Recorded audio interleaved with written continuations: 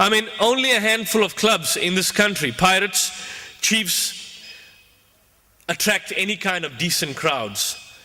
But what thereafter happens, as with every other of the government's alleged economic and social development programs, the main motivation we need to understand for the tournament itself is to provide the elite for self-enrichment. Get that clear.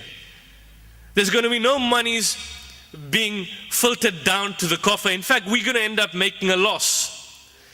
I'll just go on with this. I mean, let's look at examples here. These are the major stadiums that you've got.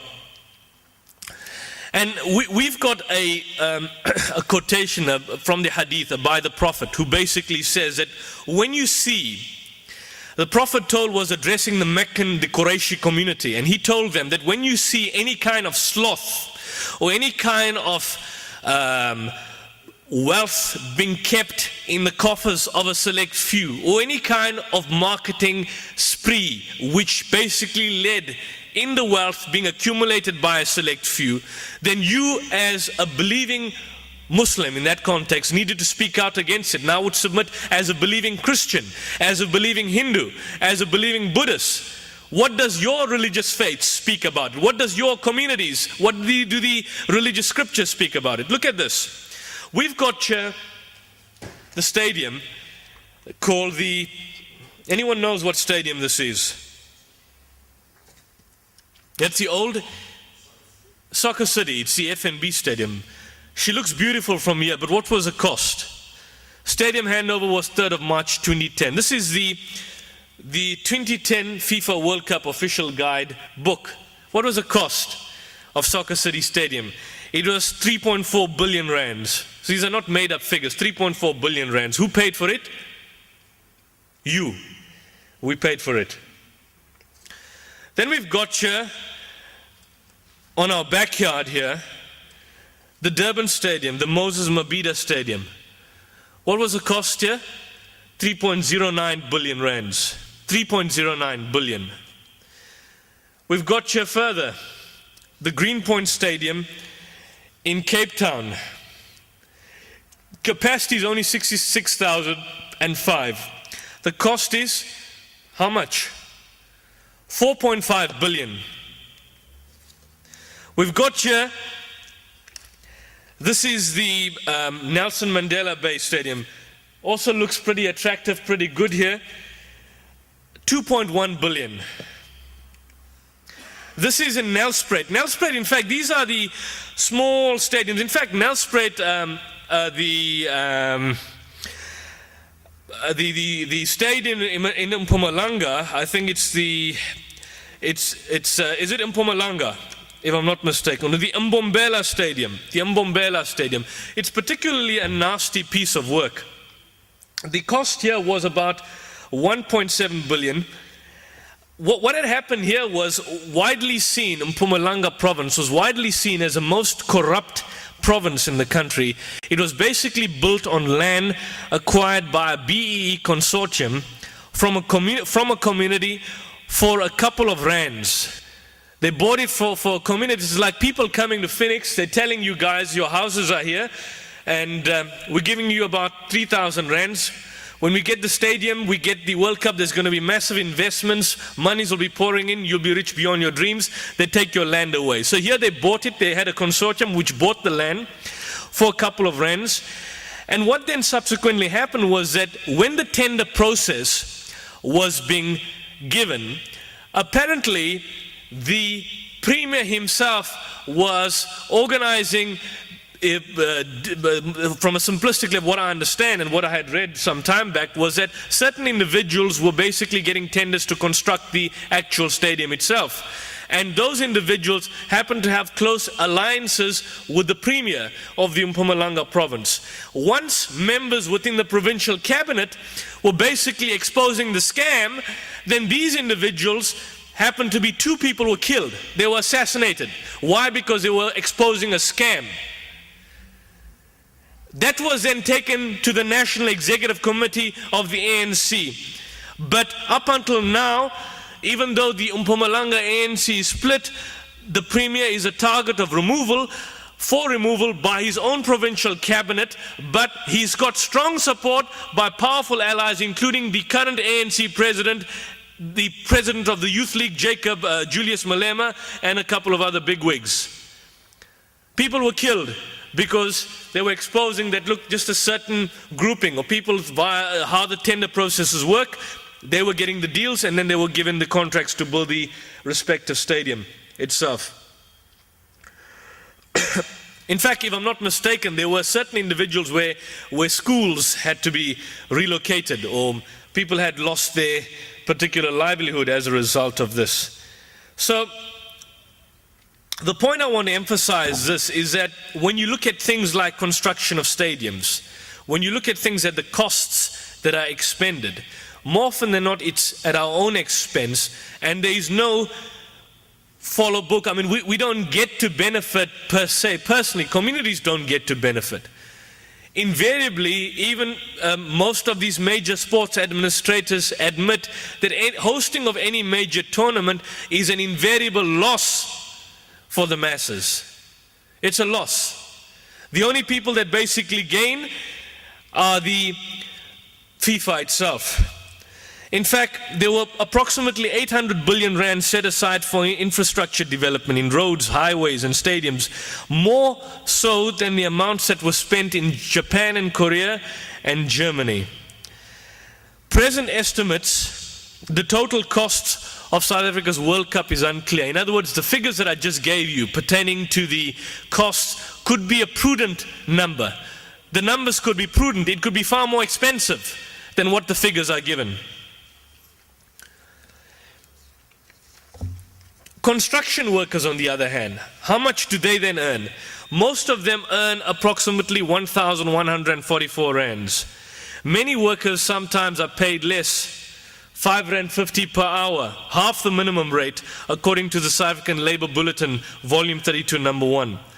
The majority of the workers who basically built the stadium were not unionized and were employed on so-called, what they called the limited duration contracts. There have been 26 strikes on the World Cup sites, of which 20 were wildcat strikes.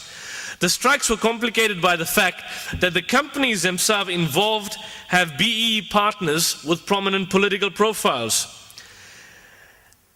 We were promised that we would be getting 415,000 to 500,000 jobs, even up to 1 million jobs as a result of the World Cup. Jobs would have been created. But to date, at most, only 50,000 temporary jobs have been created or likely to have been created for the temporary period. And afterwards, of course, they will be sent away. FIFA alone, for media rights, it's expected to get a return of 1.2 billion euros. Earnings for 2010, even though there have been concerns for ticket sales, have exceeded 1 billion euros. The irony is not lost on those protesting that more than 2.8 million youth between the ages of 18 and 24 years are neither working nor in any kind of education or training. Working class people are basically asking government, or they're asking, why have they succeeded in completing the brand new stadiums in record time when they still don't have decent houses? Why they have embarked on massive highway improvement schemes when there's still rampant poverty? In 2009 alone, according to statistics that have been given by the South African Labour Bulletin, approximately 900,000 jobs were lost as a result of the recession, taking that total to between 6 and 8 million job losses. The government pleads that it has financial constraints when it comes to basic services, houses, access to education. Yet somehow or the other it has found 30 billion rands, our money, to build the stadiums, and a further 800 billion rands for infrastructure development. So it's failed to address the issues of homelessness. It's failed to address the problems facing local government. It's instead embarking on quick fixes to hide street kicks and unwanted people. I mean, In respect of street kids, and I think Faith will probably speak about it, across South Africa right now you find that the city authorities, what they're doing, they're busy with various so-called clean-up efforts ahead of the World Cup. So they come with this glamour here of this fantastic sport, but what they do is that they engage in grotesque human rights violations. In the city of Johannesburg, for example, they take about 15,000 homeless people from the streets and they put them into what some would describe as concentration camps. Look, I'm all for getting homeless children, get them in schools, get them in proper orphanages with proper provided facilities. They have no rights to be roaming on the streets. What's happening here, on the other hand, is that these children are being taken just for that 1 month. So what are you saying? Government is basically telling us that we don't care about you. You basically are there, need to be hidden from sight for the next month, and after the month you basically go back to where you are, go back to the rampant poverty that you are faced with. That's what they're telling us. In Durban right now, the Metro Police are picking up children. What they're doing, they're dropping them off to the outer skirts of the city. So in other words, you're taking one problem and then you're putting it in another problem. You're taking fisher folk and you're dumping them in Tongaat. Well, what's the purpose of that? Taking fishermen or taking people who are earning a livelihood and dumping them in Tongaat. So as Muslims, I would say, and certainly we've got people from the non-Muslim community, Christians as well, let us get ourselves in order in terms of where we stand in relation to this global event. It's no good to just have a happy-go-lucky face to say this is who we are. We need to make a committed stance. If you can use a global event to send forth a message, that message could have repercussions in different parts of the world.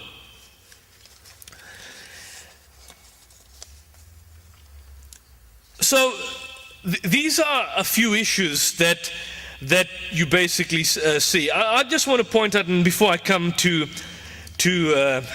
an end on this particular point, in Cape Town, for example, just to continue on the same thread, in places like Blikkiesdorp, the city of Cape Town are evicting poor people from their homes, and they're taking them from places like Blikkiesdorp, from places in the inner city, and they're putting them in what we call a temporary relocation area. That temporary relocation area is made up of 1,300 3 by 6 meter tin shacks in the sand. People staying in informal settlements, squatting in abandoned buildings, and in the latest developments, the refugees of 2008, xenophobic pogroms that were coming. There was xenophobia still rife. They are being dumped there. So it's not basically giving you better. You know, if you take people, let's say you burn down the squatter camps here, but then you take the people and you put them in decent housings. Even if it's 2-bedroom housings or 1-bedroom brick housing, solid housing, that's something. But you can't take them from one place, from one dump, because you want to beautify the dump, and then take these same people and put them in another dump. It doesn't make sense. And the city's claims that the forced removals to Blikkiesdorp has nothing to do with the World Cup rings hollow, as many others waiting for houses have been basically sidelined. In fact, Blikkiesdorp is one of the hundreds of other examples of forced removals of shack dwellers across the country. Because why? What for? They want to airbrush. It needs to be airbrushed according to who? According to FIFA's detailed instructions. So you got this major body, this mafia coming into town and saying, good morning, we are here to stay for a month, get out. Take your bags, books, and get out. We don't need you here. And of course, our government stands in acquiescence, and our local councils basically accede to the request. I mean, even when they were, and it's not that they care. You see, the usual argument is that there is a concern. They are aware at the outset that there's a loss. There is no benefit being basically given. If you look at most systems, they operate on the basis of diminished losses, because your costs invariably accelerate. When your costs accelerate, your losses are going to increase, and so your returns, your diminished return is going to be diminished returns. In other words, no one benefits at the end. It's only the select elite basically benefits. World-class victimization, street traders. Street traders have been targeted not only around and along the routes to the soccer stadium, but FIFA imposed bylaws also to outlaw what they label ambush marketing. For example, we had a pamphlet. I mean, where was that pamphlet? Some of you saw the pamphlet that we were given out. It was pretty stupid, but people would have said, look, we have an objection to the words World Cup 2010 there. You can't use it, it's our sole prerogative. I had a slogan here on my PowerPoint when I started. Well, they say we're going to sue you for that because you can't use this. If you walk into the stadium, you buy yourself a ticket, you want to wear a Nike t-shirt, they're going to bar you from entering if you enter into a group. Why? Because Nike is not the official sponsor.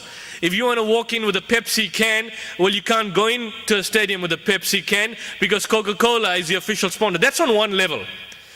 And fair enough, they might have marketing concept. But on a lower level, why the hell do you guys come in and tell people you can't trade here? You can't work.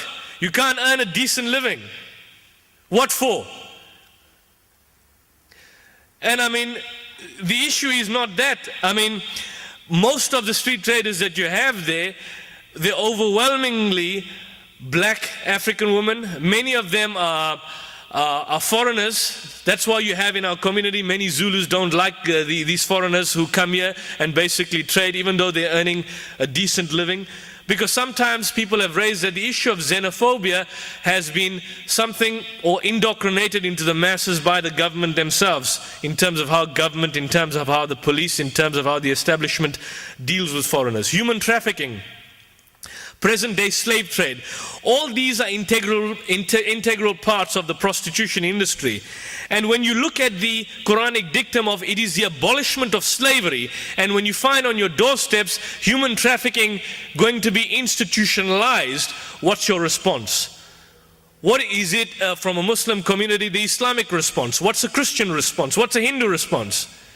Don't just sit on the bandwagon and say, hello, we want to be part of you. We want to invite you. We want to show you all the halal restaurants. We want to show you where you can pray, because prayer comes second to virtue. Your rewarding virtue is the abolishment, as the Quran says, of all kinds of oppression. If you don't engage in that, then you haven't internalized the Islamic spirit. The Islamic spirit is standing up, speaking truth to power. The greatest form of jihad is speaking truth to an oppressive leader, to a tyrannical ruler. When you sing tyranny just a few weeks away from you, what's your response? What's our response as a community? So I think in conclusion, we can safely say, in his book, Getting Things Done When You Are Not in Charge, Jeffrey Bellman, he identifies several roles that individuals who are not in positions of formal authority can play in influencing their organizations. The key to ensuring that you play the right role depends heavily on the personal agenda that you set. What's your agenda? Does your agenda reflect an emphasis on reactively responding to problems? You want to be a reactionist? Or does it place an emphasis on getting out ahead of events and trying to shape the future? Do you want to shape the future, or do you just simply want to be a reactionary? Something comes across, you just want to react. Or do you want to actively shape the future? Do you want to be co-opted by the system itself, which means that you basically be part and parcel of the system? If Jesus was here today, if Moses was here today, if the Prophet Muhammad was here today, where would they be? Where would these people be?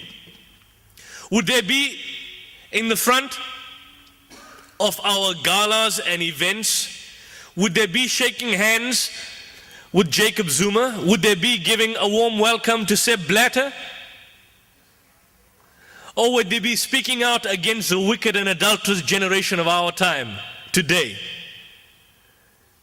What would these people be doing? What would these prophets, these great teachers be doing? Would they not be finding themselves more at home in these squatter camps than at the outskirts of the Moses Mabhida Stadium? And I think that's our challenge, that we as Muslims and indeed as Christians or people from other communities need to look. that if we are to internalize from my perspective, certainly the Quranic message of justice as a lived reality, then it stands to reason that it's not just a pipe dream, but a lived reality that has to be actualized by us as individuals and as a community as a whole.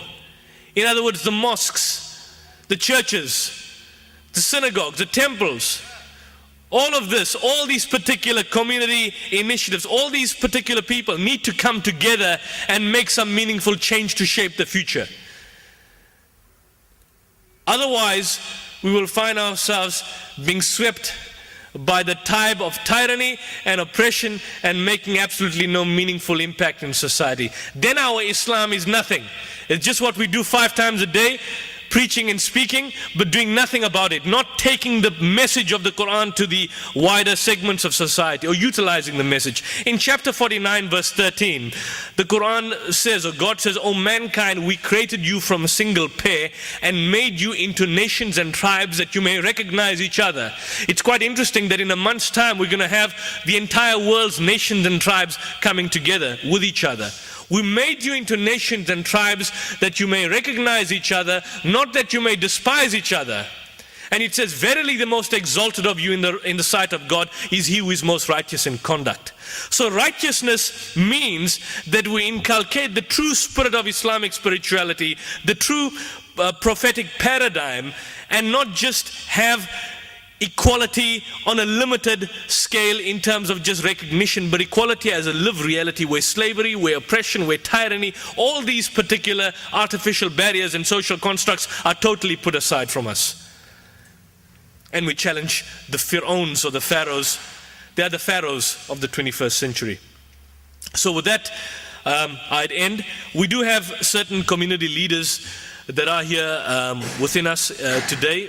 It's a pity, like I said, that we don't have as many people as we wish to have had. But I've got from the University of KwaZulu-Natal, the Center for Civil Society, we were going to have Professor Patrick Bond. I've got Sister Faith, who's here. She'll be addressing us for a few minutes. But before that, I'll call upon Roy Chetty, who's with the social movement in Daba, a community activist in his own right. He's been involved in the struggle for more than 30 to 40 years. And he'll address us shortly, after which I will call Faith. So with that, I'd basically end with the Quranic word which says, وَقُلْ جَاءَ الْحَقُّ وَزَهَقَ الْبَاطِلُ إِنَّ الْبَاطِلَ كَانَ زَهُوقًا, that when truth hurls itself against that which is false, falsehood perishes. For falsehood is by its nature bound to perish. Thank you very much. Thank you, ladies and gentlemen. Thank you to the IPCI for granting us this opportunity of saying a few words. As you know, I'm from the social movements in Daba, but I would also like to use another hat today because I think it's relevant for the period and relevant for the occasion as well. I am the convener of the Early Morning Market Support Group. I think even as I speak, and one of the topic I'd like to speak on, and which